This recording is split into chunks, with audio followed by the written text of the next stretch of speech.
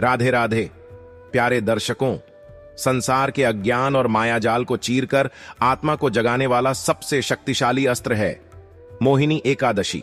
यह पावन व्रत केवल शरीर को भूखा रखने की प्रक्रिया नहीं, बल्कि जन्म जन्मांतर के पापों और मोह को भस्म कर जीवन में ईश्वरीय प्रकाश लाने की एक दिव्य अग्नि है। जब हमारे संकल्प में भगवान श्री हरि के प्रति अटूट विश्वास और पूर्ण समर्पण जुड़ जाता है, तो हमारी हर पीड़ा और भटकाव शांत हो जाते हैं। आइए आज अपने हृदय के सभी कपाट खोलकर मोहिनी एकादशी की उस अद्भुत और परम पवित्र कथा का श्रवण करें, जो हमारे जीवन की दिशा बदलकर हमें सीधे मोक्ष और परमात्मा के चरणों तक ले जाएगी।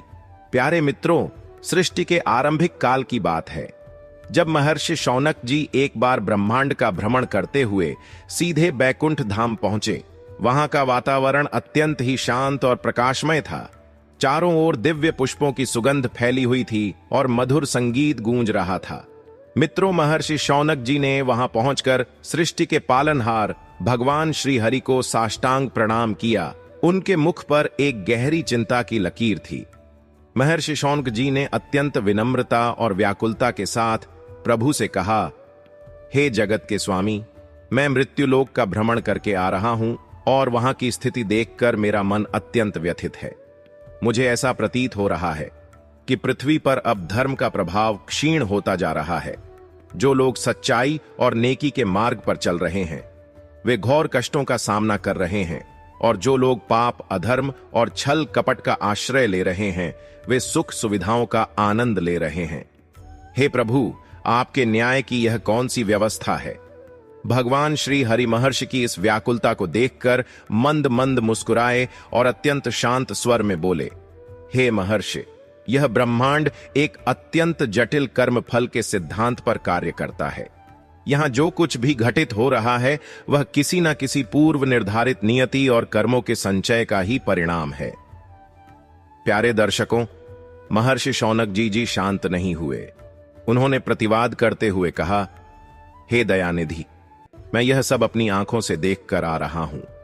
मुझे तो धर्म के मार्ग पर चलने वालों के जीवन में केवल अंधकार ही दिखाई दे रहा है।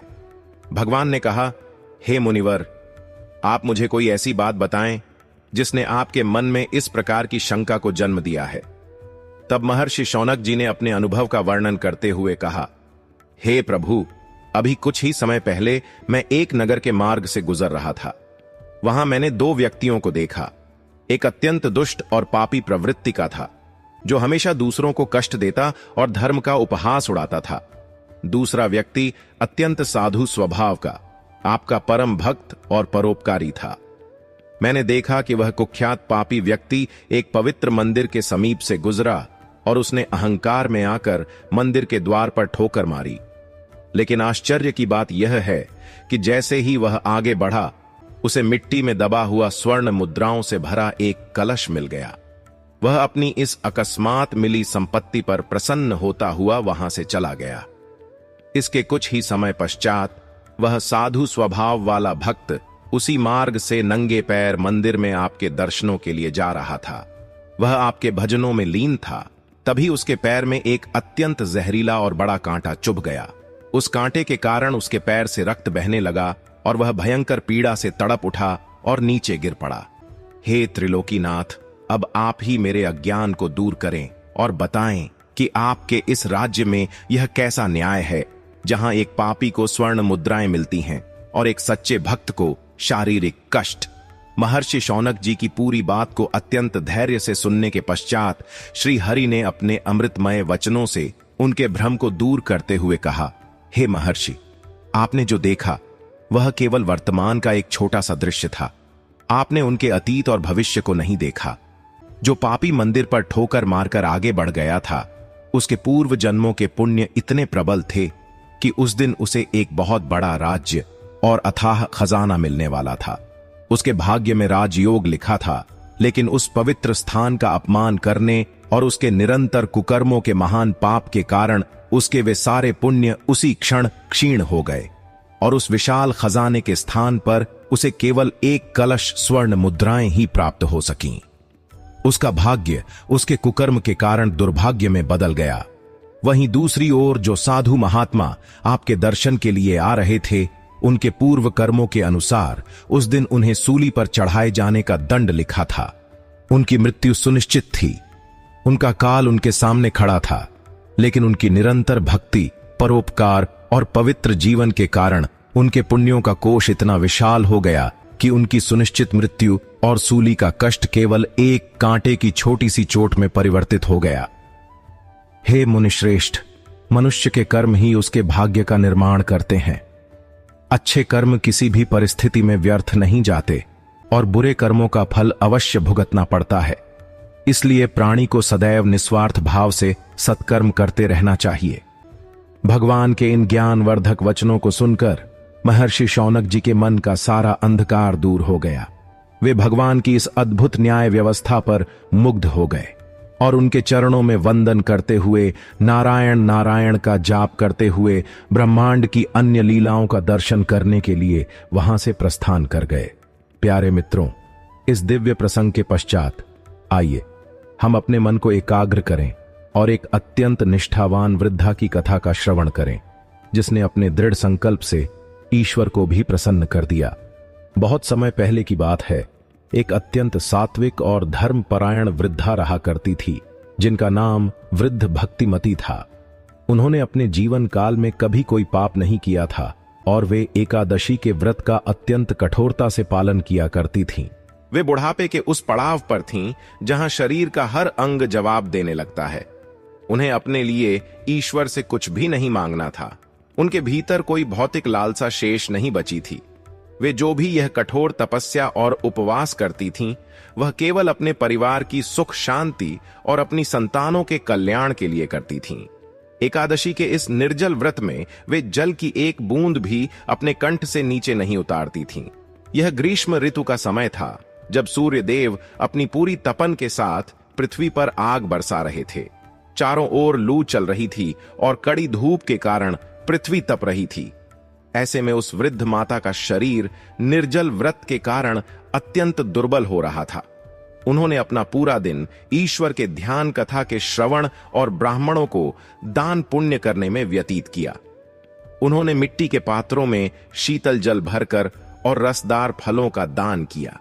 लेकिन जैसे जैसे दिन ढल रहा था, उनके शरीर में पानी की कमी के कारण एक अजीब सी बेचैनी होने लगी। प्यास के कारण उनका कंठ पूरी तरह से सूख चुका था।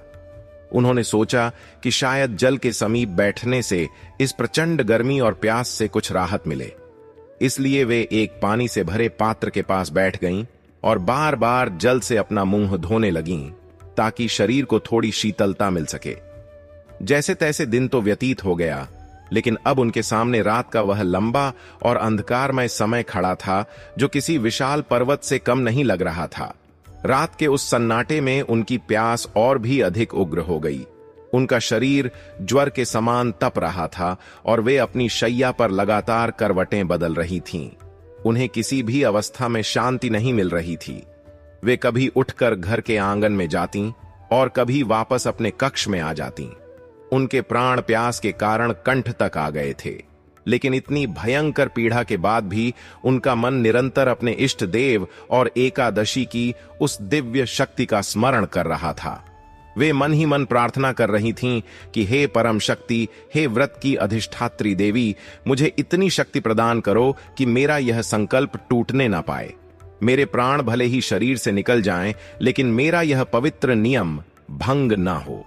जब उनकी शारीरिक पीड़ा सहन शक्ति की सभी सीमाओं को पार कर गई, तो उनके मुंह से अनजाने में ही एक आर्तनाद निकल पड़ा और वे तड़प कर पुकार उठीं।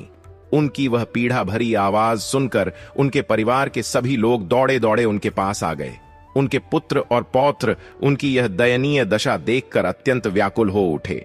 वे कहने लगे, हे माता जी, जब इस आयु में आपका शरीर इतना दुर्बल हो चुका है, तो आप इतना कठोर नियम क्यों पालती हैं? शरीर में प्राण रहेंगे तभी तो आप ईश्वर की भक्ति कर पाएंगी।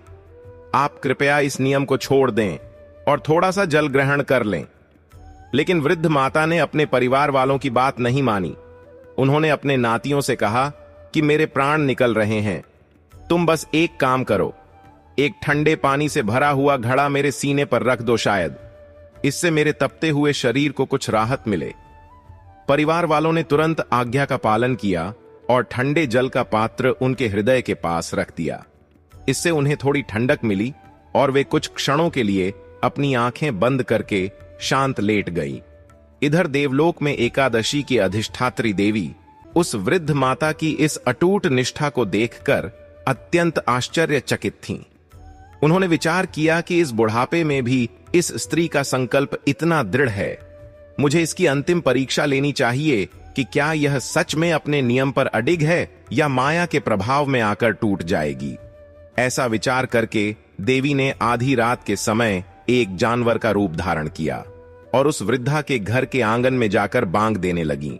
उस शांत रात में जानवर की आवाज सुनकर वृद्धा अचानक से उठ बैठी। उन्हें लगा कि शायद सवेरा हो गया है और व्रत के पारण का समय आ गया है। वे धीरे से उठकर घर के बाहर आईं और उन्होंने आकाश की ओर देखा, लेकिन आकाश में ना तो पौ फटने की कोई लालिमा थी और ना ही सुबह का कोई तारा दिखाई दे रहा था। चारों ओर केवल घोर अंधकार था। वे समझ गईं कि यह कोई भ्रम है।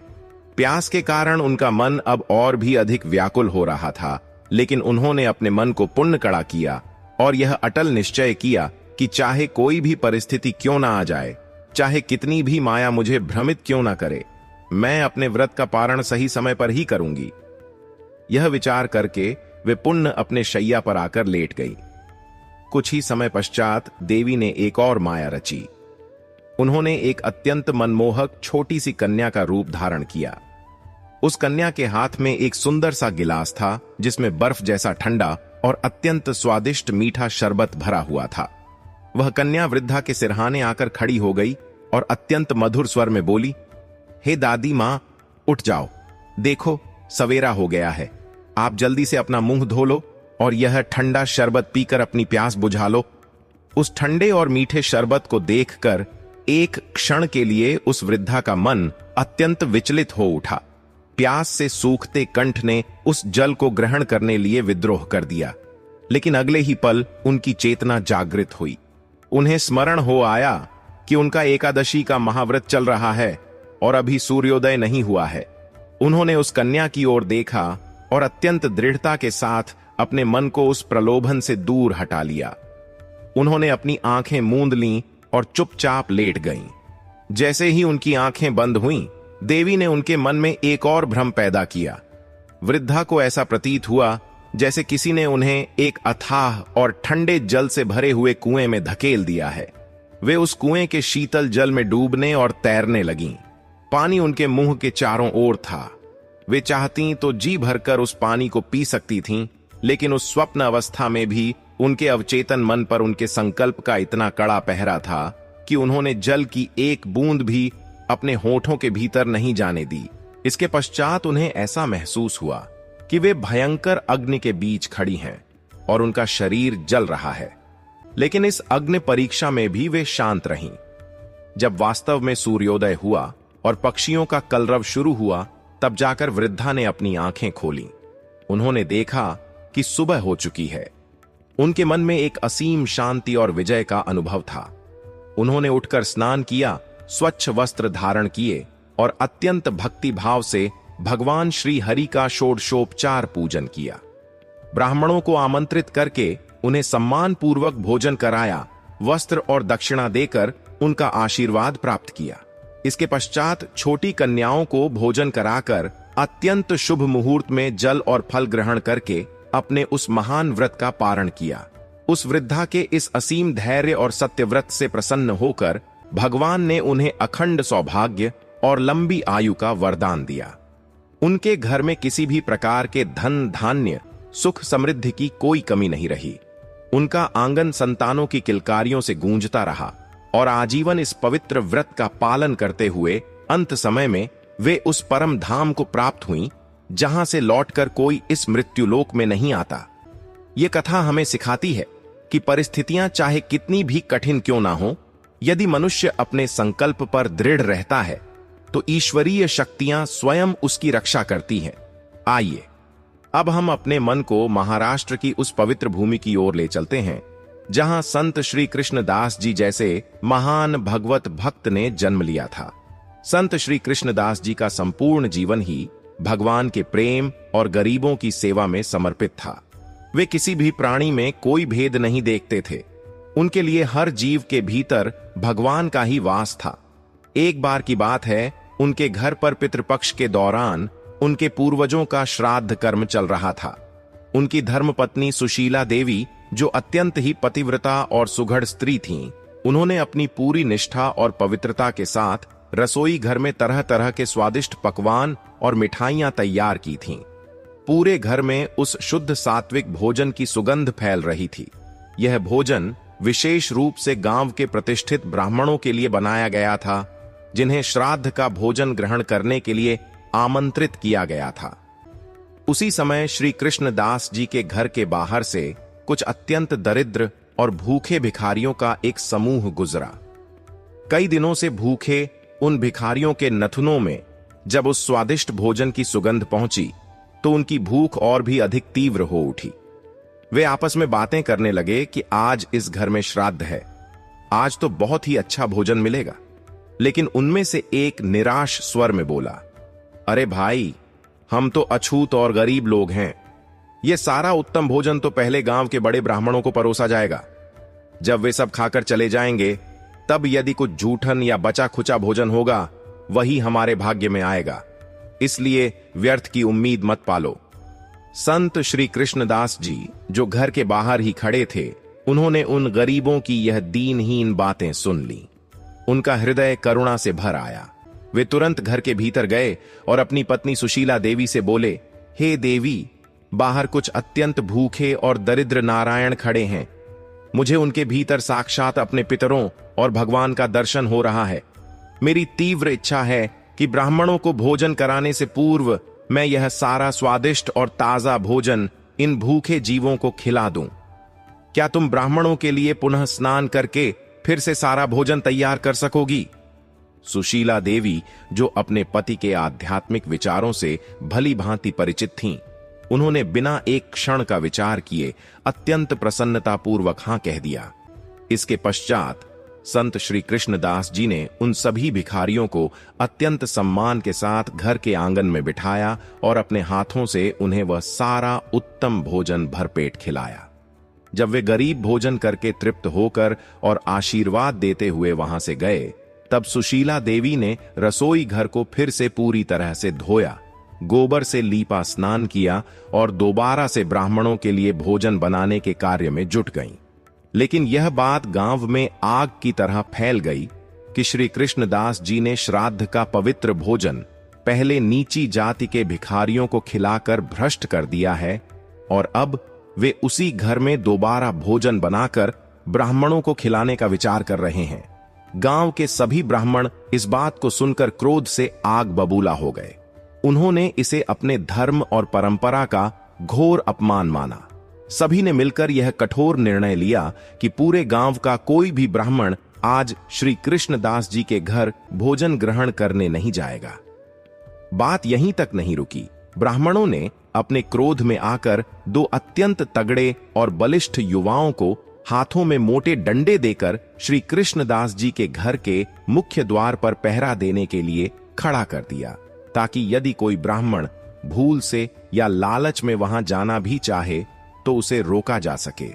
जब घर में ब्राह्मणों के लिए भोजन पूरी तरह से बनकर तैयार हो गया और श्री कृष्णदास जी उन्हें आमंत्रित करने के लिए बाहर आए, तो उन्हें पता चला कि गांव के सभी ब्राह्मणों ने उनका बहिष्कार कर दिया है। द्वार पर खड़े उन पहरेदारों ने उन्हें सारी बात बताई। यह सुनकर श्री कृष्णदास जी ना तो क्रोधित हुए और ना ही निराश। उनका मन एकदम शांत था।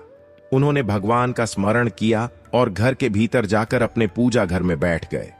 उन्होंने अपनी आंखें बंद की और अपनी उस असीम तपस्या और योग बल से जो उन्होंने आजीवन संचित किया था, सीधे अपने पितरों का आह्वान किया।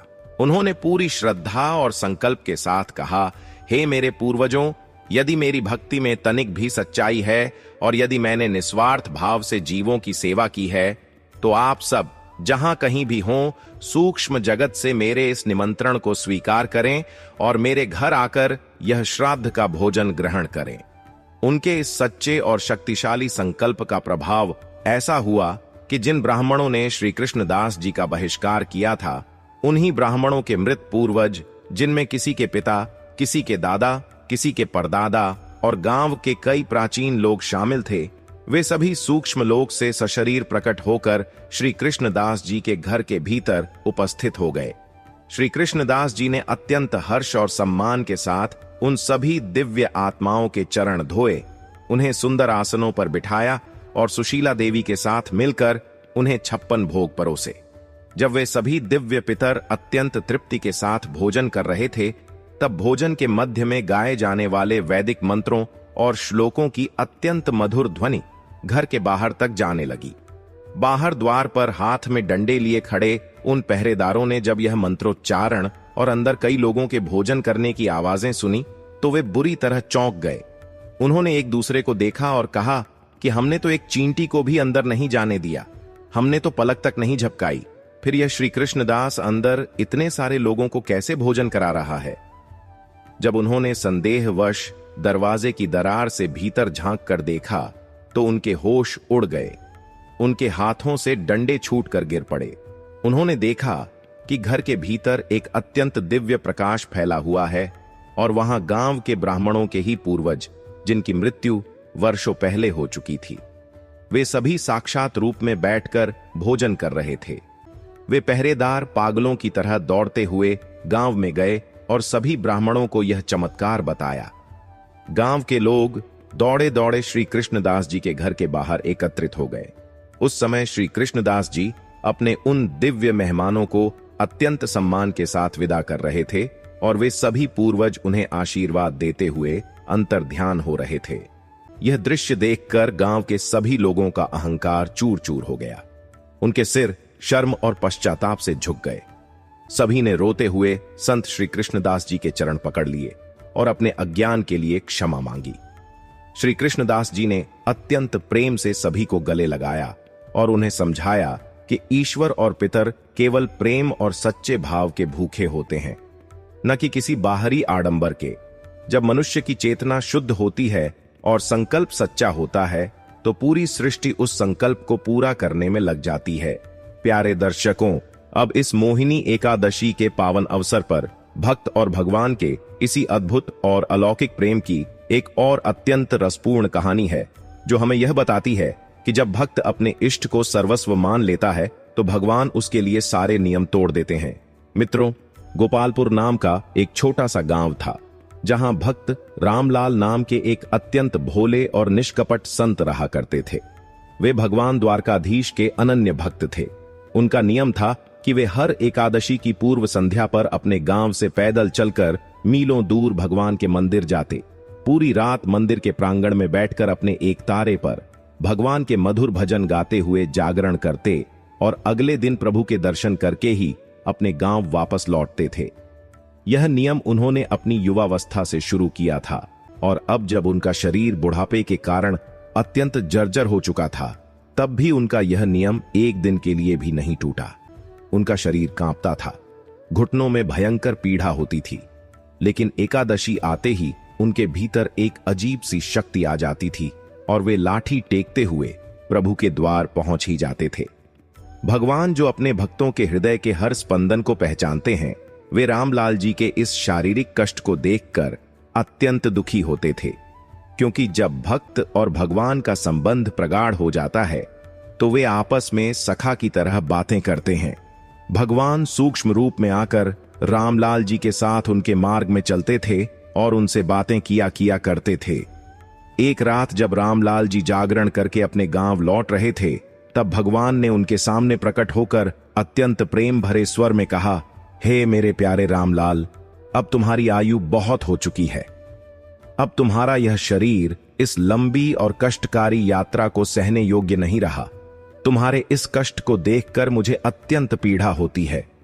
तुम अब इतना दूर मंदिर में मत आया करो। तुम अपने घर पर ही रहकर मेरा स्मरण किया करो, मैं तुम्हारी पुकार वहीं सुन लिया करूंगा। लेकिन रामलाल जी, जो भगवान के दर्शन के व्यसनी हो चुके थे, उन्होंने प्रभु की बात मानने से स्पष्ट इनकार कर दिया। उन्होंने हाथ जोड़कर कहा, हे नाथ, जब तक मेरे शरीर में प्राणों का एक भी कतरा बाकी है, मैं आपके दर पर आना नहीं छोड़ूंगा। आपके दर्शनों के बिना मेरा जीवन निरर्थक है। भगवान अपने भक्त की इस जिद को देखकर मुस्कुराए और बोले, ठीक है, यदि तुम नहीं रुकना चाहते तो मत रुको, लेकिन मुझे अब तुम्हारा यह कष्ट और नहीं देखा जाता, इसलिए मैंने एक निर्णय लिया है। अगली एकादशी को जब तुम आओगे तो तुम पैदल नहीं बल्कि अपनी बैलगाड़ी लेकर आना। मैं अब इस मंदिर में नहीं रहूंगा। मैं तुम्हारे साथ तुम्हारे गांव गोपालपुर ही चलूंगा और वहीं तुम्हारे घर में निवास करूंगा। रामलाल जी यह सुनकर आश्चर्य में पड़ गए। वे बोले, हे प्रभु, आप यह क्या कह रहे हैं? मैं एक अत्यंत निर्धन और कमजोर बूढ़ा व्यक्ति हूं और आप तो नवकिशोर हैं। मंदिर में तो रात के समय मोटे मोटे ताले लग जाते हैं और कड़ा पहरा रहता है। मैं आपको वहां से निकालकर बैलगाड़ी तक कैसे ले जाऊंगा? भगवान ने शरारत भरी मुस्कान के साथ कहा, तुम उसकी चिंता मत करो। मंदिर के पीछे की जो छोटी सी खिड़की है उसे मैं रात को अंदर से खोल कर रखूंगा। तुम बस अपनी गाड़ी पीछे लाना, और जहां तक मुझे उठाने की बात है तो तुम चिंता मत करो, मैं तुम्हारे लिए एक पुष्प के समान हल्का हो जाऊंगा। अगली एकादशी के दिन भक्त रामलाल अपनी पुरानी और चरमराती हुई बैलगाड़ी लेकर मंदिर की ओर चल पड़े। रास्ते में जो भी लोग उन्हें देखते वे आश्चर्य करते कि जो रामलाल जीवन भर नंगे पैर पैदल गया, आज वह गाड़ी लेकर क्यों जा रहा है। लोगों ने सोचा कि शायद अब उनसे चला नहीं जाता होगा, इसलिए गाड़ी का सहारा लिया है। लेकिन उस बैलगाड़ी में तो साक्षात ब्रह्मांड के स्वामी को बिठाकर लाने की तैयारी थी। मध्य रात्रि के समय जब पूरा नगर सो रहा था और मंदिर के पुजारियों ने कड़े ताले लगा दिए थे, तब रामलाल जी चुपचाप मंदिर के पीछे गए। वहां उन्होंने देखा कि दीवार की खिड़की खुली हुई थी। उन्होंने जैसे ही खिड़की से अंदर झांका, भगवान पूरी तरह से तैयार खड़े थे। भगवान ने उस दिन अपने सारे बहुमूल्य आभूषण, हीरे जवाहरात से जड़े हुए मुकुट, सोने की भारी जंजीरें और रत्न जड़ित वस्त्र धारण किए हुए थे। भगवान ने कहा, आओ रामलाल, मैं तैयार हूं, मुझे अपने साथ ले चलो।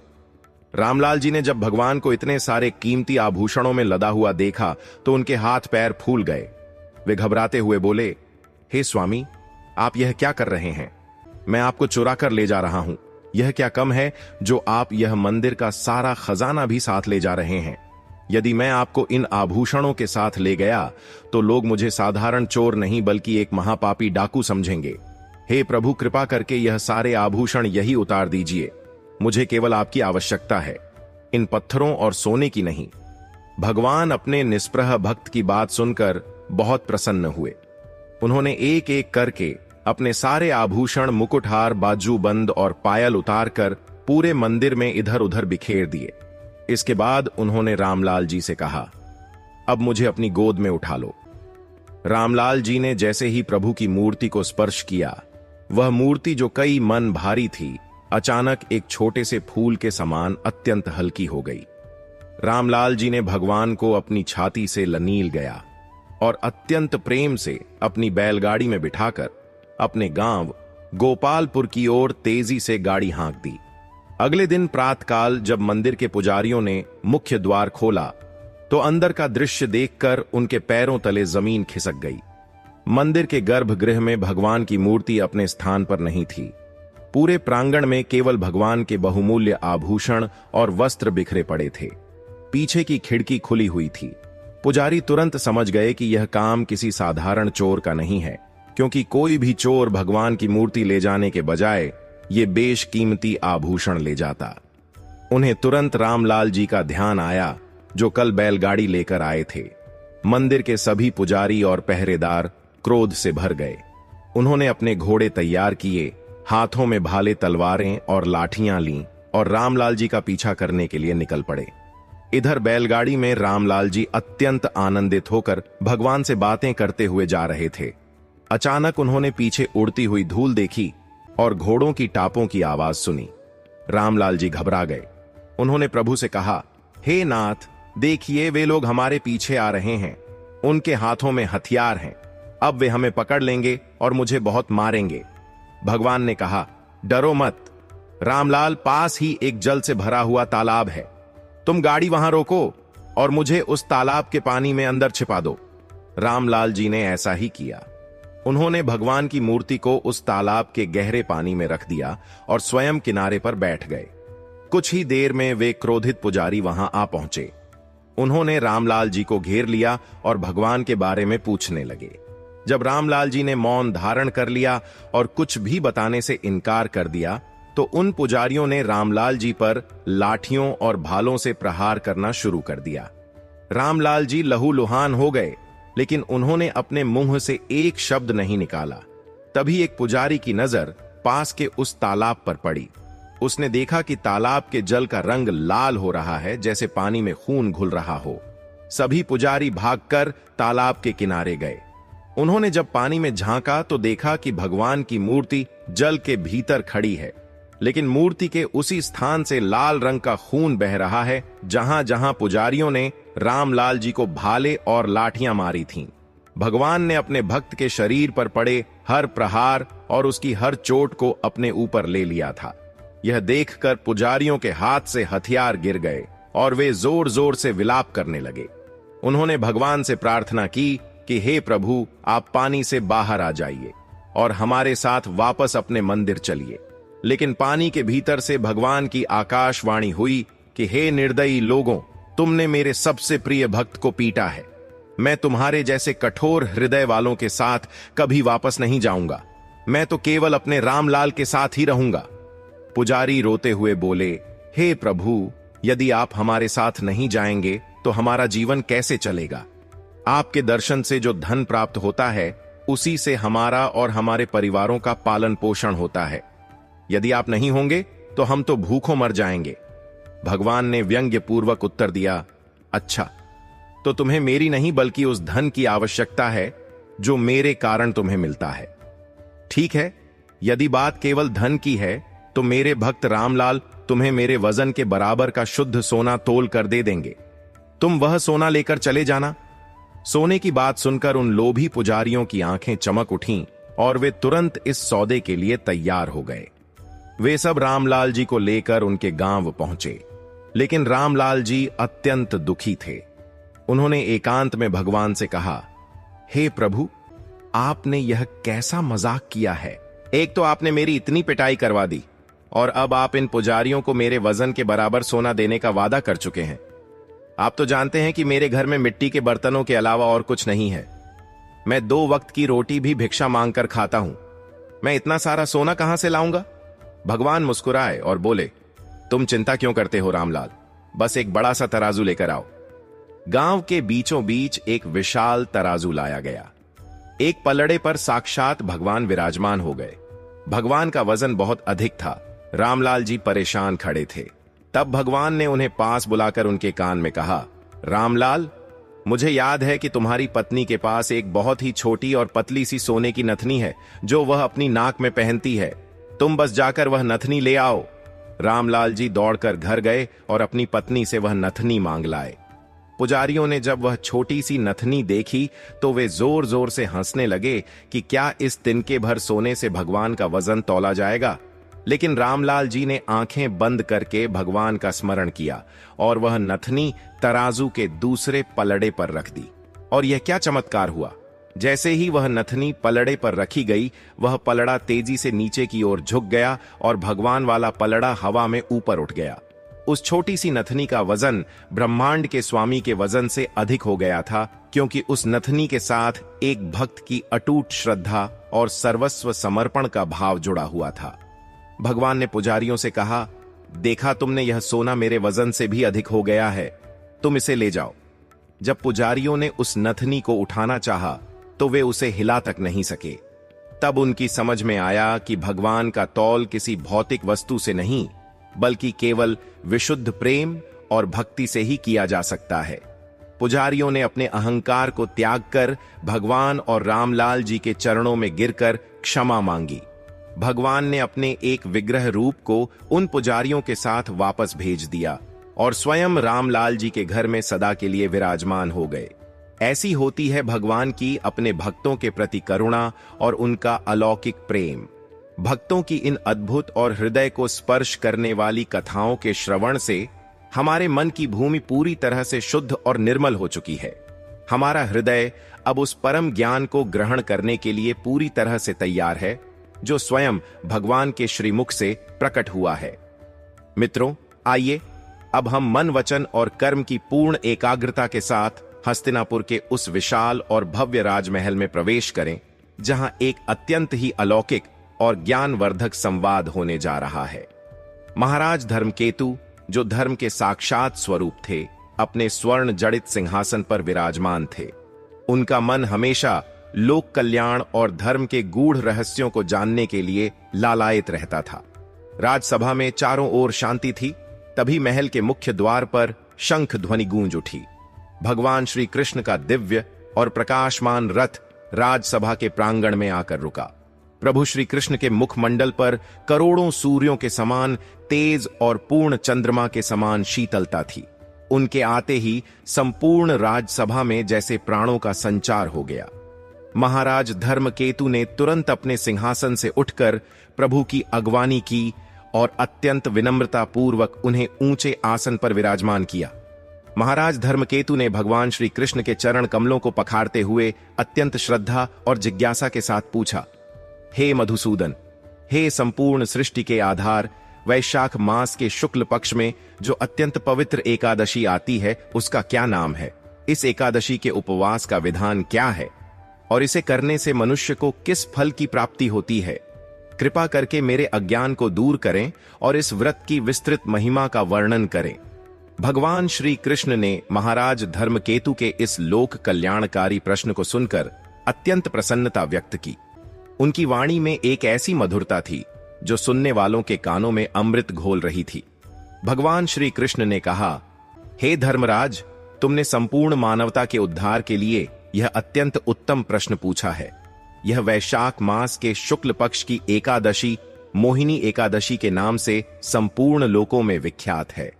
यह एकादशी कोई साधारण तिथि नहीं है, बल्कि यह मनुष्य के जन्म जन्मांतर के पापों को भस्म करने वाली और उसे मोह माया के भयंकर जाल से सदा के लिए मुक्त करने वाली एक अमोघ शक्ति है। इस व्रत का विधिपूर्वक पालन करने वाला मनुष्य इस संसार के सभी सुखों को भोग कर अंत में परम शांति और मेरे वैकुंठ धाम को प्राप्त करता है। भगवान ने आगे कहा, हे राजन, मैं तुम्हें इस मोहिनी एकादशी की वह अत्यंत प्राचीन और परम गोपनीय कथा सुनाता हूं, जिसे त्रेता युग में महर्षि भरद्वाज ने मर्यादा पुरुषोत्तम श्री रघुनंदन को सुनाई थी। तुम अपने मन को पूरी तरह से एकाग्र करके इस कथा का श्रवण करो। जब श्री रघुनंदन माता सीता के वियोग में अत्यंत व्याकुल और दुखी थे, तब उन्होंने महर्षि भरद्वाज के आश्रम में जाकर उनसे प्रार्थना की थी कि हे गुरुदेव, मेरे हृदय में इस वियोग का भयंकर कष्ट और मोह उत्पन्न हो गया है। मैं इस मानसिक पीड़ा और पापों के प्रभाव से किस प्रकार मुक्त हो सकता हूं? तब महर्षि भरद्वाज ने श्री रघुनंदन को संबोधित करते हुए कहा था कि हे प्रभु, यद्यपि आप स्वयं संपूर्ण जगत के स्वामी हैं और आपके स्मरण मात्र से ही जीवों के सब पाप नष्ट हो जाते हैं, फिर भी आपने लोक शिक्षा और मानव जाति के कल्याण के लिए यह प्रश्न किया है। इसलिए मैं आपको एक ऐसे महान व्रत के बारे में बताता हूं जो मनुष्य के भीतर व्याप्त गहरे से गहरे मोह और अज्ञान को जड़ से उखाड़ फेंकता है। इस व्रत का नाम ही मोहिनी एकादशी है। इसके प्रभाव से मनुष्य के सभी दुख, दरिद्रता और पाप कर्म उसी प्रकार नष्ट हो जाते हैं जैसे सूर्य के उदय होने पर अंधकार नष्ट हो जाता है। महर्षि भरद्वाज ने कथा आरंभ करते हुए बताया कि प्राचीन काल में सरस्वती नदी के अत्यंत पवित्र तट पर भद्रावती नाम की एक अत्यंत विशाल और समृद्ध नगरी बसी हुई थी। वह नगरी स्वर्ग के समान सुंदर थी, जहां धर्म और न्याय का शासन था। वहां के राजा का नाम यक्षवीर था, जो अपनी प्रजा का एक पिता की भांति पालन करते थे। उसी भद्रावती नगरी में एक अत्यंत प्रतिष्ठित धनवान और धर्मात्मा सेठ रहा करते थे, जिनका नाम धर्मदास था। सेठ धर्मदास भगवान नारायण के परम भक्त थे और उनका हृदय हमेशा परोपकार के कार्यों में लगा रहता था। उन्होंने अपनी अपार संपत्ति का उपयोग कभी भी निजी स्वार्थ के लिए नहीं किया। उन्होंने भद्रावती नगरी और उसके आसपास के क्षेत्रों में अनगिनत लोक कल्याण के कार्य करवाए थे। ग्रीष्म ऋतु में यात्रियों की प्यास बुझाने के लिए उन्होंने जगह जगह विशाल प्याऊ और शीतल जल के कुएं खुदवाए थे। यात्रियों के विश्राम के लिए अनेक भव्य धर्मशालाओं का निर्माण करवाया था। भूखों के लिए सदाव्रत भोजनालय चलते थे, जहां किसी भी समय कोई भी आकर भरपेट भोजन कर सकता था। पर्यावरण की रक्षा और राहगीरों को छाया प्रदान करने के लिए उन्होंने मीलों लंबी सड़कों के दोनों किनारों पर आम, जामुन, नीम और बरगद के हजारों छायादार और फलदार वृक्ष लगवाए थे। पूरे राज्य में सेठ धर्मदास का अत्यंत सम्मान था। भगवान की कृपा से सेठ धर्मदास के घर में 5 पुत्रों ने जन्म लिया था। उनके 4 पुत्र तो अत्यंत ही सुशील, आज्ञाकारी, विद्वान और अपने पिता के समान ही धर्म कर्म में रुचि रखने वाले थे। लेकिन उनका जो सबसे बड़ा पुत्र था, जिसका नाम दुर्मति था, वह अपने नाम के अनुरूप ही अत्यंत नीच, पापी और कुसंस्कारी प्रकृति का था। दुर्मति के भीतर बचपन से ही दुर्गुणों ने अपना घर बना लिया था। जैसे जैसे वह बड़ा हुआ, उसकी दुष्टता और भी अधिक बढ़ती गई। वह कभी भी मंदिर नहीं जाता था। उसे देवी देवताओं और पितरों के प्रति कोई श्रद्धा नहीं थी। उसका सारा समय नगर के सबसे दुष्ट और चरित्रहीन लोगों की संगति में बीतता था। वह वेश्याओं के यहां अपना समय और पिता का धन बर्बाद करता था। जुआ खेलना, मदिरा का पान करना और निर्दोष पशुओं का मांस खाना उसके जीवन का दैनिक हिस्सा बन चुका था। वह रात दिन केवल पाप कर्मों में ही लिप्त रहता था और अपने पिता की जीवन भर की कमाई को पानी की तरह बहा रहा था। सेठ धर्मदास अपने इस ज्येष्ठ पुत्र के ऐसे पतन को देखकर अत्यंत दुखी रहते थे। उन्होंने और उनके परिवार के अन्य सदस्यों ने दुर्मति को कई बार अत्यंत प्रेम से भी समझाया और कठोरता से भी डांटा, लेकिन दुर्मति पर किसी भी बात का कोई प्रभाव नहीं पड़ा। वह तो पाप के उस गहरे दलदल में इतना नीचे उतर चुका था कि उसे सही और गलत का भेद ही दिखाई नहीं देता था। अंततः जब दुर्मति के कुकर्मों के कारण परिवार की प्रतिष्ठा दांव पर लग गई और उसका सुधार असंभव लगने लगा, तब सेठ धर्मदास ने अत्यंत भारी मन से एक कठोर निर्णय लिया। उन्होंने अपने उस पापी पुत्र दुर्मति को अपनी सारी संपत्ति से बेदखल कर दिया और उसे हमेशा के लिए अपने घर से बाहर निकाल दिया। परिवार के सभी लोगों ने उससे अपने सारे संबंध तोड़ लिए और उसकी घोर निंदा की। घर से निकाले जाने के बाद शुरुआत में तो दुर्मति ने कोई परवाह नहीं की। उसके शरीर पर जो बहुमूल्य आभूषण और रेशमी वस्त्र थे, वह उन्हें बाजार में ले जाकर बेच देता और उस पैसे से अपने उसी पुराने व्यसनों और बुरी संगति में मजे करता रहा। लेकिन यह सिलसिला बहुत दिनों तक नहीं चल सका। धीरे धीरे जब उसके शरीर के सारे आभूषण और महंगे वस्त्र बिक गए और उसके पास एक भी पैसा नहीं बचा, तब उसके उन स्वार्थी मित्रों और वेश्याओं ने भी उसे धक्के मारकर बाहर निकाल दिया, जो केवल उसके धन के लालची थे। अब दुर्मति सड़कों पर आ गया था। उसके पास ना तो रहने के लिए कोई छत थी, ना पहनने के लिए वस्त्र और ना ही खाने के लिए अन्न का एक दाना। भूख और प्यास से तड़पते हुए जब उसे कोई मार्ग नहीं सूझा, तो उसने जीवित रहने के लिए चोरी करने का मार्ग अपना लिया। वह रात के अंधेरे में लोगों के घरों में घुसकर चोरी करता और जो कुछ भी उसे मिलता उससे अपना पेट पालता। लेकिन पाप का घड़ा एक ना एक दिन अवश्य फूटता है। एक रात जब वह एक व्यापारी के घर में चोरी कर रहा था, तो नगर के पहरेदारों ने उसे रंगे हाथों पकड़ लिया। जब पहरेदारों ने उसे मशाल की रोशनी में देखा, तो वे उसे पहचान गए। उन्होंने सोचा कि यह तो नगर के सबसे प्रतिष्ठित सेठ धर्मदास का पुत्र है। अपने सेठ के प्रति सम्मान के कारण पहरेदारों ने दुर्मति को पहली बार बिना कोई दंड दिए ही छोड़ दिया। लेकिन दुर्मति की प्रकृति में कोई बदलाव नहीं आया। कुछ ही दिनों बाद वह पुनः एक बहुत बड़ी चोरी करते हुए रंगे हाथों पकड़ा गया। इस बार पहरेदारों ने कोई रियायत नहीं बरती। उन्होंने दुर्मति को लोहे की जंजीरों में जकड़कर सीधे राजा यक्षवीर के दरबार में पेश किया और राजा को उसके सारे अपराधों का विस्तार से विवरण दिया। राजा यक्षवीर अत्यंत न्यायप्रिय थे। उन्होंने दुर्मति को कारागार की सबसे अंधेरी कोठरी में डालने का आदेश दिया। कारागार में राजा के आदेशानुसार दुर्मति को भयंकर यातनाएं दी गईं। उसे कोड़े मारे गए और कठोर श्रम करवाया गया। कई महीनों की यातना सहने के बाद अंततः राजा ने आदेश दिया कि इस महापापी को नगर की सीमाओं से बाहर निकाल दिया जाए और यदि यह पुनः नगर में दिखाई दे तो इसका वध कर दिया जाए। दुर्मति को भद्रावती नगरी से धक्के मारकर बाहर निकाल दिया गया।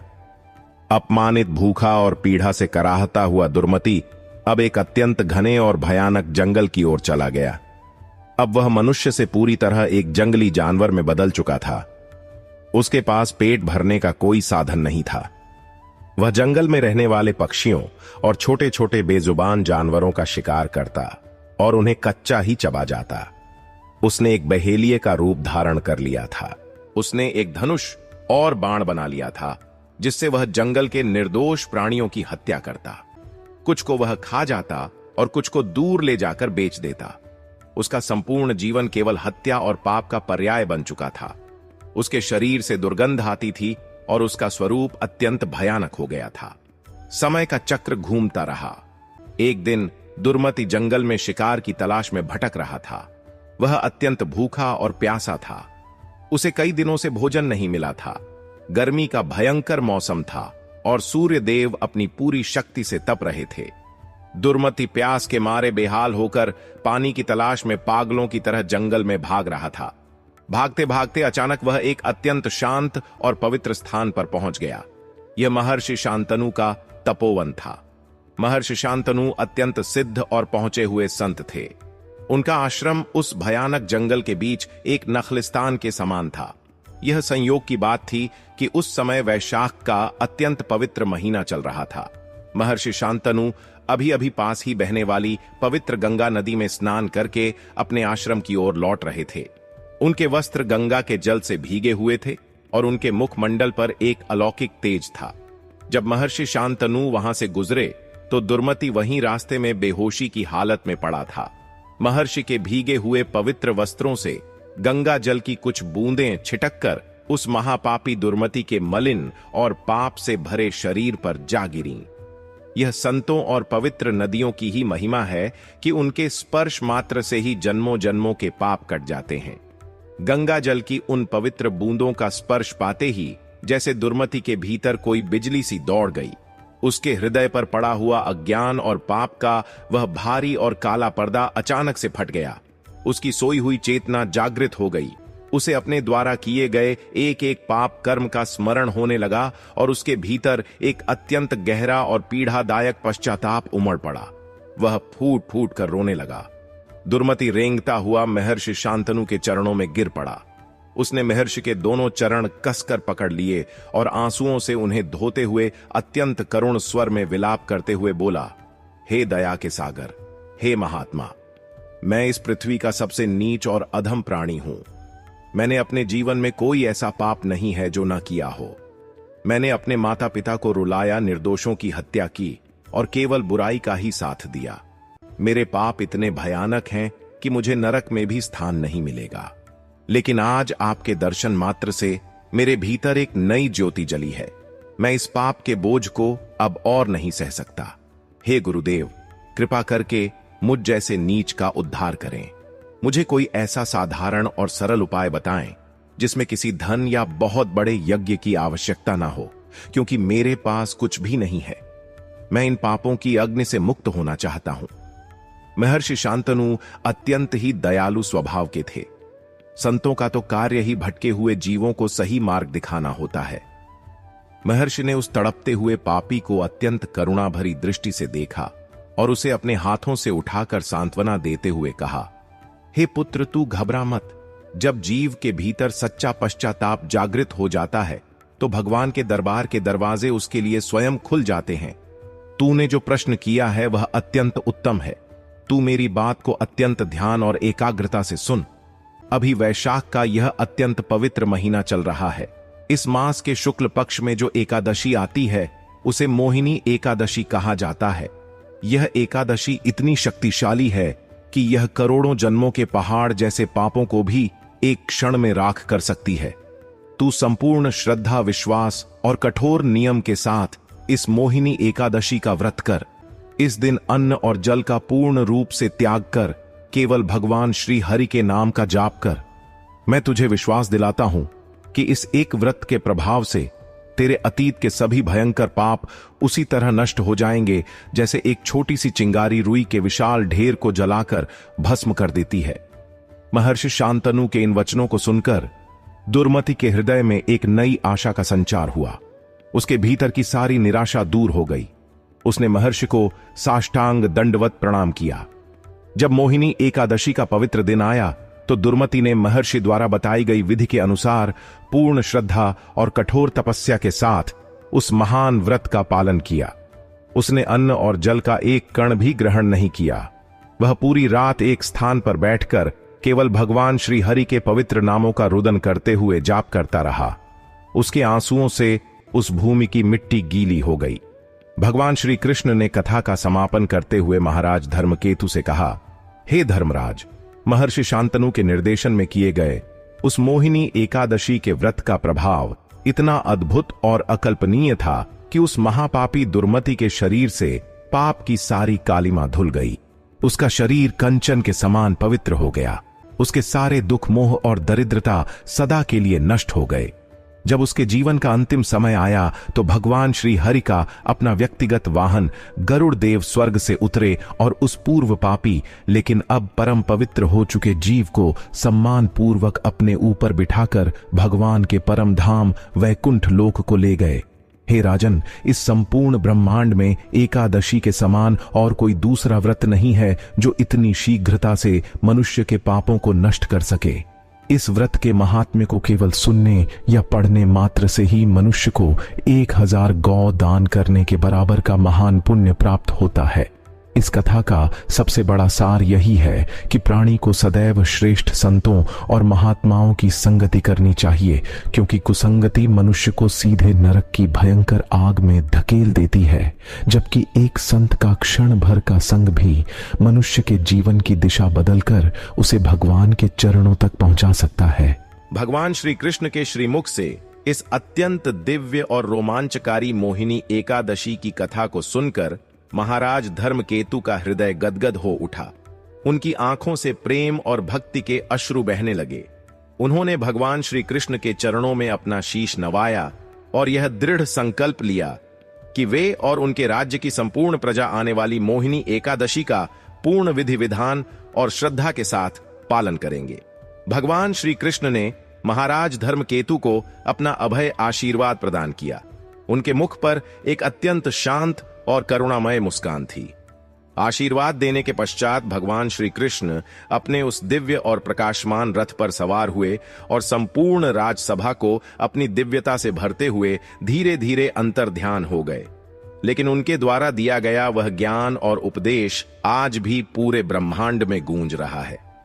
प्रिय श्रोताओं, भगवान के वचनों से यह स्पष्ट है कि हम सभी ने अपने इस जीवन में जाने अनजाने में न जाने कितने ही सूक्ष्म और स्थूल पाप किए हैं। हमारे मन में ईर्ष्या, द्वेष, लोभ और अहंकार के जो विचार उठते हैं वे भी पाप की ही श्रेणी में आते हैं। एकादशी का यह पावन दिन इन्हीं मानसिक और शारीरिक मलिनताओं को धोने का सबसे उत्तम अवसर है।